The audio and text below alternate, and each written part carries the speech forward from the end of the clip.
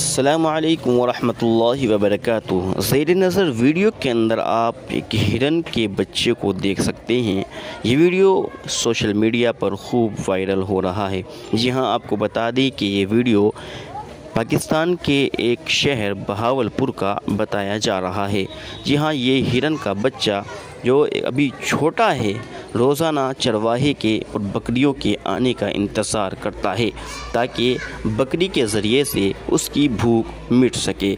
जी हाँ, हो सकता है कि इस बच्चे की माँ का इंतकाल हो गया, यानी इसकी बच्चे की माँ मर चुकी है, जिसकी वजह से इसको दूध पिलाने वाला कोई नहीं है। लेकिन इस वीडियो के अंदर आप देख सकते हैं कि कैसे ये बकरी भी इसको अपने सगे बच्चे की तरह प्यार कर रही है और उसको अपना दूध पिला रही है। जी हाँ, एक तरफ ये जानवरों के अंदर भाईचारा और मोहब्बत प्यार देखकर आँखों में आंसू आ जाते हैं। इस वीडियो से ये बात भी समझ में आ जाती है कि हर मखलूक का जो रिज़्क़ का ज़िम्मा है वो अल्लाह ने लिया है, वो चाहे किसी भी तरीके से उसको पूरा करे।